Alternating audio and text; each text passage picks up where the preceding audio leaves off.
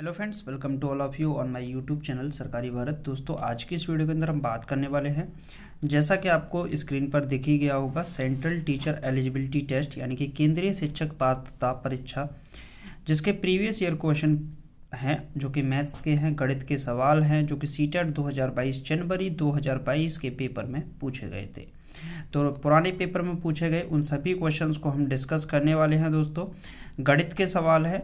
अगर आप भी सीटेट की तैयारी कर रहे हैं, 90 प्लस कम से कम क्वालिफाइंग नेचर आपने सोच रखा है या फिर आपने बेस्ट 120 प्लस का स्कोर सोच रखा है, तो अभी तक आप लोगों ने चैनल को सब्सक्राइब नहीं किया है तो चैनल को सब्सक्राइब कर दीजिएगा और इस वीडियो को शेयर करना बिल्कुल मत भूलिएगा। तो चलिए फ्रेंड्स, स्टार्ट करते हैं आज की इस वीडियो को। इसमें देखने वाले हैं हम सीटेट के क्वेश्चंस को। ये सभी प्रश्न पेपर में पूछे गए सवाल हैं, हर बार रिपीट होते हैं, यही सवाल आते रहते हैं। तो फर्स्ट क्वेश्चन आपकी स्क्रीन पर है। पहला सवाल है, यदि 15x² माइनस का 26x प्लस 8 बराबर ax प्लस बी इंटू सी एक्स प्लस डी है, जहां a और c धनात्मक पूर्णांक है, तो 2a प्लस बी माइनस सी माइनस 2d का मान क्या होगा। देखिए, यहाँ पर जो आपका दे रखा है वो दे रखा है द्विघात समीकरण 15x² माइनस का 26x प्लस का 8 बराबर में दे रखा है ax प्लस बी और cx प्लस डी, ये दे रखा है। क्लियर है। अब बहुत आसान है इसको करना। कैसे करेंगे? देखिए, यहाँ पर अगर आप देखोगे तो ये द्विघात समीकरण बन रहा है, तो आप क्या करोगे, 8 का और x² का जो कोफिशिएंट होगा उसका मल्टीप्लाई होगा, तो कितना होगा, 8 गुणे 15 कितना हो जाएगा, तो 8 15 का गुणा होगा 120, 15 8 120। 120 के ऐसे फैक्टर करो कि जोड़ के कितना आ जाए, जोड़ के आपका 26 आ जाए। तो आप क्या करोगे, 120 के फैक्टर करने हैं और जोड़ के कितने आ जाए, 26 आ जाए। तो 20 गुणे 6 करें तो 20, 20 छिक्के 120, 20 पंजे 100, 20 छिक्के 120, तो 20 प्लस 6 6 कितने होंगे, 26। तो बस यही करना है। तो यहाँ से हम फैक्टर करेंगे 15x² माइनस और इसको ऐड कर देंगे 20 plus 6x plus 8 equal to में ax प्लस बी और cx प्लस डी। क्लियर, समझ में आ गया होगा, बहुत आसान है। अब यहाँ से माइनस चिन्ह को अंदर भेजेंगे तो 15x² माइनस का ये 20x बन जाएगा और ये माइनस का 6x बनेगा, प्लस का 8 बराबर में यही पूरा रिपीट होगा, ax प्लस बी और cx प्लस डी। क्लियर है फ्रेंड्स। अब यहाँ से अगर हम देखते हैं तो पहला वाला बनेगा, यहाँ से अगर हम कॉमन लेते हैं तो कितना आएगा, इसमें से आएगा 5 और x, तो ये बनेगा 5 दिया 15 और 5 चौके 20। यहाँ से माइनस का 2 कॉमन लेंगे तो 3x माइनस का 4 ये बचेगा। क्लियर। तो ये कितना बचा आपका, ax प्लस बी। ये तो आपको रिपीट नोट ही करना है, इसमें तो कुछ नई बात है ही नहीं, cx प्लस डी। क्लियर, बहुत आसान है। तो आपके दो फैक्टर बन जाएंगे, एक बनेगा 5x माइनस का 2 और दूसरा बनेगा 3x माइनस का 4। क्लियर, बराबर में ax प्लस बी और cx प्लस डी। अब हम यहाँ पर करेंगे क्या ही, बस सवाल का मेन पॉइंट यही है, हमें करना है कंपैरिजन। देखिए, ax plus B cx plus D का कंपैरिजन इधर करेंगे 5x माइनस 2 और 3x माइनस 4 से। तो यहाँ a की जो वैल्यू निकल कर आएगी, ax प्लस बी का करेंगे हम इस वाले पैटर्न से। क्लियर है। तो a की वैल्यू निकल कर आएगी 3, b की वैल्यू निकल कर आएगी माइनस का 4। cx प्लस डी का इससे करेंगे तो c की वैल्यू निकल कर आएगी 5 और d की वैल्यू निकल कर आएगी माइनस का 2। तो a b c d की वैल्यू हो गई। क्लियर है। अब आपको जो पता लगाना है उसका मान निकालते हैं। तो मैं थोड़ा सा यहाँ करता हूँ, आपको वैल्यू पता लगानी है 2a प्लस बी माइनस सी माइनस 2d। तो 2a की वैल्यू आपका हो जाएगी 3 प्लस b की वैल्यू क्या होगी, माइनस का 4 माइनस c की वैल्यू क्या होगी 5 और माइनस 2 इंटू डी की वैल्यू क्या होगी, माइनस का 2। क्लियर है। 3 2 जा कितना हो जाएगा 6, माइनस का 4 और ये माइनस का 5, माइनस माइनस प्लस 2 2 जा 4 प्लस का हो जाएगा। 4 से 4 कैंसिल आउट होगा, 6 में से 5 गया तो कितना बचा, 1 बचा। और यही आपका क्या हो गया, इस सवाल का आंसर हो गया। तो कौन सा ऑप्शन सही होगा, 0 हो नहीं सकता, 3 हो नहीं सकता, 2 हो नहीं सकता, ऑप्शन नंबर ए यानी कि 1 आपका राइट आंसर हो जाएगा। तो फर्स्ट क्वेश्चन बहुत आसान था, थोड़ा सा कैलकुलेटिव था, लेकिन आपको ये पैटर्न तो अपनाना ही पड़ेगा। इसका कोई ट्रिकी मेथड यहाँ पर नहीं देखने को मिलेगा। बहुत आसान सवाल है, इसी टाइप के सवाल आपके पूछे जाते हैं और ये सवाल पूछा गया सवाल है। क्लियर। अब चलिए नेक्स्ट क्वेश्चन देख लेते हैं। नेक्स्ट क्वेश्चन आपकी स्क्रीन पर है, ज्योमेट्री का क्वेश्चन है और लगाइएगा क्या आप इसका आंसर दे पाएंगे। देखते हैं कौन कौन स्टूडेंट इसका कमेंट बॉक्स में आंसर लिखते हैं। क्वेश्चन है साथियों, किसी बहुफलक के 7 फलक और 10 शीर्ष हैं। देखिए फलक की बात करें तो फलक लिखते हैं, फलक को बोलते हैं फेसेस। तो जो फेस हैं यानी कि एफ की वैल्यू दे रखी है वो कितनी दे रखी है, 7। क्लियर है। शीर्ष होती है वर्टिसेस, क्या होती है, वर्टिसेस। तो इसे हम बी से डिनोट कर देते हैं। तो ये कितनी दे रखी है, 10 शीर्ष हैं। फलक कितने हैं, 7 और शीर्ष कितने हैं, 10। तो इस बहुफलक के किनारों की संख्या क्या होगी, किनारों की संख्या क्या निकालनी है आपको, किनारों की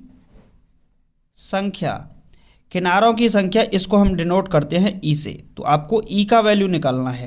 क्लियर है। अब आपका फॉर्मूला क्या होता है, फॉर्मूला याद होना चाहिए बस इस सवाल के लिए। तो एफ प्लस वी माइनस का ई इक्वल टू में 2, ये आपका फॉर्मूला बनता है। तो एफ की वैल्यू कितनी होगी, 7 प्लस वी की वैल्यू कितनी होगी, 10 माइनस का ई इक्वल टू में 2। तो 10 और 7 कितना हो गया, 17। 2 को इधर ट्रांसफर कर देंगे, ई को लेफ्ट साइड में, तो पॉजिटिव हो जाएगा। तो ई की वैल्यू कितनी निकल कर आएगी, ई की वैल्यू निकल कर आएगी आपकी 15। तो जो किनारों की संख्या होगी बहुफलक में वो कितनी होगी, वो आपकी 15 होगी। तो 14 आपका हो नहीं सकता, 14, 17 हो नहीं सकता, 13 हो नहीं सकता। ऑप्शन नंबर बी आपका राइट हो जाएगा, 15 is the right answer of this question. Clear है फ्रेंड्स, बहुत आसान सवाल है। क्लियर। चलिए नेक्स्ट क्वेश्चन देख लेते हैं। अब ये भी सवाल पूछा गया सवाल है, बहुत सारे स्टूडेंट को ये सवाल डिफिकल्ट लगता है, लेकिन ये सच मायने में बहुत आसान सवाल है। अगर आप थोड़ा सा ध्यान दोगे इस सवाल पर तो ये सवाल आपका आसान तरीके से हो जाएगा। चलिए कौन कौन स्टूडेंट लगा सकता है देखते हैं, कमेंट बॉक्स में किस किस के आंसर आ रहे हैं ये भी देखा जाएगा। क्लियर। अगर आपका कोई क्वेश्चन है तो आप उसे भी लिख सकते हैं, उसका आंसर भी आपको मिल जाएगा। थर्ड क्वेश्चन दे रखा है, 88 सेंटीमीटर बाई 10 सेंटीमीटर माप वाले आयताकार कागज के टुकड़े को बिना अतिव्यापन किए मोड़कर एक 10 सेंटीमीटर ऊंचाई का एक बेलन बनाया जाता है। बेलन की धारता लीटर में क्या होगी। देखिए आयताकार कागज है, आप यहाँ बना देता हूँ आयताकार कागज। मान लीजिए इस तरीके से है आयताकार कागज, आप इसको लेट कर लीजिए। क्लियर। तो इसकी जो लेंथ दे रखी है वो 88 सेंटीमीटर है, क्या है, 88 सेंटीमीटर। और इसकी जो ब्रेड्थ है वो कितनी है, 10 सेंटीमीटर। क्लियर है। आप किसी को कुछ भी मान सकते हैं, लेकिन लेंथ को थोड़ा बड़ा ही मान के चलते हैं तो थोड़ा सा ठीक रहता है। आपने क्या किया, इसको मोड़ दिया विदाउट ओवरलैपिंग, यानी कि अति व्यापन नहीं होना चाहिए, मतलब कागज के ऊपर कागज नहीं आना चाहिए, सिंगल टर्म में ही कागज आपका रहना चाहिए। तो जिससे आपका क्या बन गया, एक सिलेंडर बन गया। तो ऐसे करके कुछ सिलेंडर बना होगा आपका, ये हमारा शॉर्ट, ठीक है, ये आपका सिलेंडर बना होगा, ऐसे करके ये सिलेंडर बन गया। अब इस सिलेंडर को अगर थोड़ा सा ध्यान से देखोगे आप लोग, थोड़ा सा ध्यान से देखोगे तो इसकी जो ब्रेड थी, आप इसको रोटेट करोगे, थोड़ा सा घुमाओगे तो ये सिलेंडर का फॉर्मेट लेता जाएगा। तो इसकी जो ब्रेड होगी यानी कि चौड़ाई होगी वो इसकी हाइट बन जाएगी, क्या बन जाएगी, हाइट। और वही हो रहा है, देखिए ऊंचाई 10 सेंटीमीटर है बेलन की। क्लियर। इसकी जो लेंथ होगी, आप इस लेंथ को थोड़ा सा देखोगे, मैं इसी को रोटेट करके दिखाता हूँ, ऐसे करके देखिए ये वाला है, आप इसको ऐसे करके रोटेट करोगे, ऐसे करके जैसे ही आप इसे रोटेट करने का प्रयास करोगे तो इसकी जो लेंथ है वो इसमें किस में कन्वर्ट हो गई, पेरीमीटर में कन्वर्ट हो गई। यानी कि जो 88 सेंटीमीटर है वो पेरीमीटर होगी बेस का, किसका पेरीमीटर होगी, बेस का। तो मैं बोल सकता हूँ एच की वैल्यू कितनी है, 10, ठीक है। तो पेरीमीटर क्या होगी, पेरीमीटर या हम सरकमफेरेंस ऑफ द बेस बोल सकते हैं ऑफ सर्कल। तो ये होती है आपकी 2πr। कितनी होती है? 2πr। ये दे कितनी रखी है? 88 सेंटीमीटर के बराबर दे रखी है। अब एक बात बताइए, 2π की वैल्यू कितनी होती है बताइए भाई। इसके लिए तो पूरी जंग जारी है। ये हो गया आपकी 22/7 और r इक्वल टू में कितना होगा? 88। क्लियर है कि नहीं? तो 2π की value 22/7 into R equal to में कितना हो जाएगा? 88। क्लियर है फ्रेंड्स? अब देखिए 22 दूनी कितना होगा? 44 और 44 से 88 कितनी बार जाएगा? 2 बार। नीचे मानेंगे 1, क्रॉस मल्टीप्लिकेशन करोगे तो आर की वैल्यू यहाँ से निकल आएगी 7 2 जा 14। तो 14 सेंटीमीटर यहाँ पर रेडियस किसकी निकल के आ गई? ये जो रेडियस निकल कर आई है ये निकली है इस सिलेंडर की। क्लियर है सरकार? अब आपके पास दो चीज हो गई, हाइट भी हो गई और रेडियस भी हो गई। आपसे पूछा क्या था? आपसे पूछा था बेलन की धारिता क्या है। तो बेलन की धारिता का मतलब कितना हो गया भाई? बेलन की धारिता, धारिता का मतलब हो गया आयतन। धारिता को बोलते हैं, आप अपनी भाषा में बोलोगे तो इसे बोलेंगे धारण करने की क्षमता। तो बेलन के अंदर कितनी धारण करने की क्षमता है? तो वो उसका क्या कहलाएगा? आयतन, यानी कि वॉल्यूम कहलाएगा। तो बेलन का जो आयतन होता है वो क्या होता है? फॉर्मूला याद होना चाहिए, πr²h। अच्छा, पूरा सवाल किस में दे रखा है साथियों? सेंटीमीटर में दे रखा है। किस में दे रखा है? सेंटीमीटर में। तो इसको थोड़ा सा ध्यान रखना है। पाई की वैल्यू कितनी होगी? 22/7 इंटू आर की वैल्यू कितनी होगी? 14। तो स्क्वायर दे रखा है तो 2 बार मल्टीप्लाई होगा। एच की वैल्यू 10, 7 से कैंसिल आउट होगा 2 बार। 22 दूनी 44 गुणे 14 गुणे 10। क्लियर है? अब आपसे पूछा है लीटर में। लीटर में तो लीटर में निकालेंगे तो आप क्या करोगे? 1000 का भाग लगा दोगे, क्योंकि यहाँ से आप इसे सेंटीमीटर क्यू से लीटर में ले जाओगे तो 1000 का आपको डिवाइड लगाना पड़ेगा। क्लियर? तो जब आप इसको सॉल्व करके लाओगे तो लास्ट डिजिट 4 चौके 16, यानी कि अंतिम डिजिट इसकी 6 बन रही होगी, बाकी जीरो वगैरह जो भी बन रहा होगा। तो अंतिम डिजिट अगर ऑप्शन में देखोगे तो इसमें है नहीं, इसमें है नहीं, इसमें है नहीं, तो आपका क्या बन जाएगा? 6.16 लीटर। फर्स्ट आंसर ही आपका हो जाएगा। तो आपका राइट आंसर क्या होगा? 6.16 लीटर इस सवाल का सही जवाब हो जाएगा। आप इसको सॉल्व कर सकते हैं। क्लियर है? बहुत आसान सवाल है, ऐसे सवाल पेपर में पूछे जाते हैं। क्लियर है? चलिए तो नेक्स्ट क्वेश्चन देख लेते हैं। अब अगला सवाल आपकी स्क्रीन पर है और कितने स्टूडेंट इस सवाल का आंसर लगा पाते हैं देखते हैं, आपकी तैयारी को एक नया बूस्ट देने के लिए। चलिए भाई लगाइए, क्या होगा आंसर?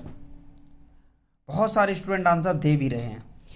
किसी घन का पार्श्व पृष्ठीय क्षेत्रफल क्या होगा जिसका आयतन 2197 सेंटीमीटर क्यूब है? देखिए घन, एक होता है घन और एक होता है घनाभ। दोनों बातों को समझने का प्रयास कीजिए। जैसे आपने जो हाथ में लेने वाला होता है उसे क्या बोलते हैं? क्या बोलते हैं भाई? तो नाम तो हमें भी याद नहीं आ रहा। कुछ इसी तरीके से होता है जिसमें क्या है, कलर वगैरह मिलाते हैं। चलिए तो अगर हम बात करते हैं घन की, यानी कि क्यूब की बात करते हैं, एक होता है क्यूब और एक होता है क्यूबॉइड। तो क्यूब जो होता है उसकी ऑल साइड्स आर इक्वल होती हैं। क्या होती है? सभी भुजाएं बराबर होती हैं। तो घन का पार्श्व पृष्ठीय क्षेत्रफल क्या होगा जिसका आयतन? तो घन का आयतन क्या होगा? आयतन, घन का जो आयतन होता है वो होता है भुजा का क्यू। क्या होता है? भुजा का क्यू, यानी कि भुजा कितनी है? ए, तो ए का क्यू। तो ए क्यू की वैल्यू दे रखी है आपको 2197। क्या दे रखी है? 2197। अब बहुत सारे स्टूडेंट ऐसे होंगे जिनको 2197 के बारे में ही नहीं पता होगा। तो एक बात बताइए भाई, ए क्यू बराबर 2197 किसका क्यू होता है? तो ये होता है 13 का क्यू, 13 का क्यू। क्यू से आप क्यू को कैंसिल आउट मान सकते हो। तो ए की वैल्यू कितनी निकल आएगी? 13 सेंटीमीटर। यानी कि आपने क्या कर लिया? आपने भुजा निकाल ली घन की। क्या निकाला? घन की भुजा को निकाल लिया। अब कितना आसान हो जाएगा ये सवाल। क्लियर? आपसे पूछा गया था घन का पार्श्व पृष्ठीय क्षेत्रफल। भाई घन का पार्श्व पृष्ठीय क्षेत्रफल क्या होता है? घन का पार्श्व पृष्ठीय क्षेत्रफल। तो घन का पार्श्व पृष्ठीय क्षेत्रफल होगा क्या आखिरकार? तो ये होता है 4a², 4 इंटू भुजा का स्क्वायर। अब आप बोलोगे सर ये पार्श्व पृष्ठीय क्षेत्रफल आया कहाँ से?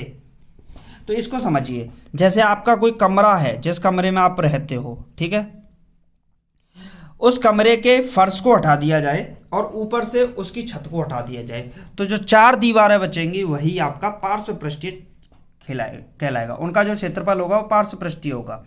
तो यहाँ से 4a² होगा, तो 4 इंटू ए की वैल्यू कितनी आई? 13। तो 13 का स्क्वायर, तो 4 इंटू 13 का स्क्वायर 169। अब आप मल्टीपल करेंगे तो 4 9 36, 4 छक्के 24, 24 और 3 कितना हो जाएगा? 27, 4 1 4 और 2 6 हो जाएगा। यानी कितना आ गया? 676 सेंटीमीटर, और क्षेत्रफल है तो स्क्वायर में होगा। तो अब आप ऑप्शन में जाएंगे, बहुत सारे स्टूडेंट यहाँ कंफ्यूज हो सकते हैं। 576 आंसर नहीं लगाना है, 845 नहीं होगा, 1014 नहीं होगा, आपका ऑप्शन सही हो जाएगा 676। क्या हो जाएगा? 676 इस सवाल का सही जवाब होगा। क्लियर है फ्रेंड्स? चलिए नेक्स्ट क्वेश्चन की ओर चलते हैं। नेक्स्ट क्वेश्चन आपकी स्क्रीन पर ये आ रहा है, लगाइए। बहुत सारे स्टूडेंट इस सवाल का आंसर दे चुके हैं और इसका आंसर कौन कौन देगा देखते हैं। लगाइए, 5th क्वेश्चन आपकी स्क्रीन पर आ चुका है, लगाइए मेरे शेर नियो। क्या होगा इसका आंसर?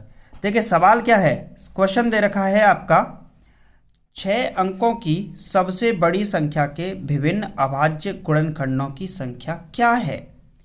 6 अंकों की सबसे बड़ी संख्या, ये वाली बात आप इसको थोड़ा सा नोट कीजिए। 6 अंकों की सबसे बड़ी संख्या क्या हो सकती है? तो ये हो सकती है आपकी 9 9 9 9 9 9। ये आपकी 6 अंकों की सबसे बड़ी संख्या होगी। अब इसके पूछे विभिन्न अभाज्य गुणनखंडों की संख्या, यानी कि आपको इसके फैक्टर कर लेने हैं। सबसे बेस्ट तरीका यही रहेगा, आप इसके फैक्टर करोगे तो 3 का डिवाइड जा रहा है कि नहीं, तो क्या आ जाएगा? 3 3 3 3 3 3। फिर से आप 3 का डिवाइड लगाएंगे तो क्या बचेगा? 1 1 1 1 1 1। अब अगर आप डिवाइड लगाते हो तो आप बोलोगे सर 11 का डिवाइड लगा दें, तो भाई 11 के डिवाइड से पहले आप चेक कर लीजिए 5 का तो नहीं जा रहा है, तो 5 का तो कोई सवाल ही नहीं बनता। तो आप किसका डिवाइड? 7 का डिवाइड इसके अंदर जाएगा। तो 7 का डिवाइड कितनी बार जाएगा ये देखना है। तो 158 158 और 7 3 बार जाएगा। क्लियर है? अब यहां से 7 का डिवाइड नहीं जाएगा, आपको क्या करना है? अब लगाना है 11 का डिवाइड। तो कितनी बार जाएगा? 11 1 जा 11 बचे 4, 11 4 जा 44 बचे 4, 11 4 जा 44 बचे 3, 11 3 जा 33, और ये आपका हो गया। अब बचे कितने? 1443। अब यहाँ पर आपको थोड़ा सा चेक करना होगा। चेक करना है 11 का दोबारा तो नहीं जा रहा है अगेन, तो 11 1 जा 11 बचे कितने? 3, 11 3 जा नहीं जाएगा, 13 बन जा और ये चला गया। तो 13 का डिवाइड लगाना है अब आपको। 13 बन जा 13, तो 1 बचेगा, 13 बन जा 13, 33 हाँ 13 बन जा 13। अब कितना बचा? 111। 111 में किसका डिवाइड जाएगा? तो 111 में डिवाइड जाएगा 111 का ही, क्योंकि ये एक अभाज्य संख्या है। अभाज्य संख्या है जी नहीं, यहाँ पर तो 3 का डिवाइड जाना चाहिए। इसका मतलब 13 1 13, 13 1 13 और 13 1 13, तो इसका मतलब 3 का डिवाइड जा रहा है। तो चेक करते हैं, 3 3 जा 9 और 3 7 जा। अब किसका डिवाइड लगाएंगे यहाँ पर? तो यहाँ पर डिवाइड लगाएंगे 37 का ही लगेगा अब तो, और किसी का नहीं जा सकता। तो इसके फैक्टर विभिन्न अभाज्य गुणनखंडों की संख्या, तो देखिए एक तो 37 बना, एक 13 बना, 2 एक 11 बना 3 और एक 7 बना 4 और एक बन गया 3। तो कुल मिला के कितने अभाज्य गुणनखंड बन गए? इसके कुल बने, एक बना 3, एक बना 7, एक बना 11 और एक बना 13 और लास्ट बना 37। तो ये इसके अभाज्य गुणनखंड होंगे। क्या होंगे? अभाज्य गुणनखंडों की संख्या। तो कितनी हो गई? कुल मिलाकर अभाज्य गुणनखंडों की संख्या 5 आई। तो ऑप्शन में किस पे जाओगे? ऑप्शन नंबर बी आपका राइट आंसर हो जाएगा। इस सवाल का सही जवाब होगा 5। क्लियर है फ्रेंड्स? बहुत आसान सवाल है। लास्ट क्वेश्चन है इस वीडियो का, और देखते हैं कौन धुरंधर इसको कर पाएगा। चलिए मेरे कार्टूनों, लगाइए इसका आंसर क्या होगा। यदि a इक्वल टू माइनस का 3/4, b equal to b equal to 5/6 है, तो निम्न में से कौन सा a और b के बीच स्थित नहीं है। अगर आपने 10th क्लास में ये वाला चैप्टर पढ़ रखा है, 9th क्लास का भी चैप्टर पढ़ रखा है, रेशनल नंबर, वास्तविक संख्याएं, तो वहां पर ये सवाल आपको कराया जाता है। आपको नंबर लाइन एक बनाना आना चाहिए, थोड़ा सा इसके बारे में जानकारी होनी चाहिए। बीच में होगा इसमें 0, इस साइड में पॉजिटिव होते हैं और इस राइट साइड में क्या होंगे, नेगेटिव होंगे। तो a की वैल्यू क्या दे रखी है, माइनस का 3/4, आपको थोड़ा सा ध्यान देना है। और b की वैल्यू क्या दे रखी है, 5/6। थोड़ा एक काम करते हैं, हम इसमें डिवाइड लगाने की कोशिश करते हैं। तो -4 का डिवाइड लगाते हैं 3 में, तो कितने बार जाएगा, 0, 4 7 28, 4 5 20, यानी कि 0.75। तो हम मान लेते हैं ये 0.25 है, माइनस का 0.25 है, ये माइनस का 0.50 है, और ये माइनस का 0.75 है, ऐसे मान लेते हैं। क्लियर है। इधर भाग लगाते हैं तो 0.6 से कितनी बार जाएगा, 6 6 36, 7 42, 6 8 48, बचेगा कितना, 2, 6 3 18, तो 6 3 18, तो 0.83 के करीब आएगा। तो ये लगभग यहाँ आ जाएगा, मान लो 0.833, लगभग इसी के पास आने वाला है, ये हम मान के चलते हैं। अब यहाँ पर हमारे ऑप्शन दे रखे हैं, ऑप्शन को थोड़ा सा नोट डाउन करते हैं। माइनस का 1/2 का मतलब कितना हो गया, माइनस का 0.50 हो जाएगा कि नहीं। क्लियर है। अब इसने बोला है बीच में स्थित नहीं है। एक बात बताओ, इस वाले 0.75, माइनस का 0.75 और 0.833 के बीच में आपका 50 स्थित है कि नहीं, बिल्कुल है, यानी कि ऑप्शन ये तो गलत है, क्योंकि आपसे पूछा था बीच में स्थित नहीं है। सही है, इस वजह से गलत है क्योंकि नहीं पूछा है। क्लियर है। दूसरा, माइनस का 2/5, इसको थोड़ा सा ध्यान दीजिएगा। तो माइनस 0.5 चौके 20, क्या 4 पॉइंट, इसको मैं 40 भी बोल सकता हूँ। तो क्या 0.8 और 0.75 के बीच में 40 आएगा कि नहीं, तो वो तो यहीं पड़ जाएगा, यानी कि ये भी सही है, इस वजह से गलत है क्योंकि गलत पूछा था। माइनस का 7/9, अब एक बात बताइए, 0 बीच में आता है कि नहीं, तो ये भी सही है, इस वजह से गलत है क्योंकि गलत पूछा था। अब आपने ऑप्शन ही एलिमिनेट कर दिया, तो सीधी सीधी बात है, आपका आंसर बचा क्या, आपका आंसर जो बचा ऑप्शन नंबर सी बचा। आप इसको चेक भी कर सकते हैं। 0 पॉइंट भाग लगाएंगे कितनी बार जाएगा, 70, तो 7 9 7 63। क्लियर है। और बचेगा कितना, 7 9 7 63, 9 7 63। ये 0.75 था, लेकिन ये तो कितना है, माइनस का 0.77 के करीब पहुंच गई ये बात। तो ये तो थोड़ा सा इससे इधर साइड में हो गया ना, तो इस वाले एरिया में कहाँ आ रहा है ये, इस वाले एरिया में तो आ ही नहीं रहा है। तो आप क्या बोलोगे, ये वाला इसके बीच में स्थित नहीं है। क्या, रेशनल नंबर, जो ये परिमेय संख्या है ये इसके बीच में नहीं आएगी। क्लियर है फ्रेंड्स। तो ये था आज की इस वीडियो में, मैंने कुल मिला के 6 क्वेश्चन आपको कराए, जो कि आपके संबंधित थे central teacher eligibility test CTET, यानी कि केंद्रीय शिक्षक पात्रता परीक्षा 2022, जो कि पेपर में आपके पूछे गए थे। अगर आप इन क्वेश्चंस के लगभग 5-6 वीडियो भी मेरी देख जाओगे, बहुत तो नहीं लेकिन 5-6 वीडियो भी देख जाओगे, तो आउट ऑफ 15 कम से कम 13 या 14 क्वेश्चन आप इसमें से क्लियरली मार दोगे। क्लियर है, बहुत आसान है। तो बहुत सारे स्टूडेंट ऐसे भी होंगे जो मतलब आलसी टाइप के होंगे, जिनको बस वीडियो देखने से मतलब है, सब्सक्राइब वगैरह करना नहीं, लाइक वगैरह करना नहीं। मैं आपसे नहीं बोलता हूँ कभी भी कि आप लाइक करो, शेयर करो, सब्सक्राइब करो। आपको अच्छा लगे तभी करिएगा, वरना इसको डिसलाइक ही करके जाइएगा। क्लियर है। सब्सक्राइब कर रखा है, अगर अच्छा ना लगे अनसब्सक्राइब करके जाइएगा। लेकिन अगर आपको लगे कि बेनिफिट मिल रहा है, यहाँ से कुछ आपको मिलने वाला है, आपको कुछ फ़ायदा होने वाला है, तो आप बस वीडियो देखते रहिएगा। सब्सक्राइब वगैरह आपकी इच्छा है, कर लेते हैं तो बस उसका एक ही फ़ायदा है, आपको नोटिफिकेशन मिलता है, जिससे आप मेरी वीडियोज़ को सबसे पहले देख पाते हैं। तो चलिए फ्रेंड्स, मिलते हैं नेक्स्ट वीडियो में। Thank you for watching this video. जय हिंद, जय Bharat. Thanks to all of for watching this video.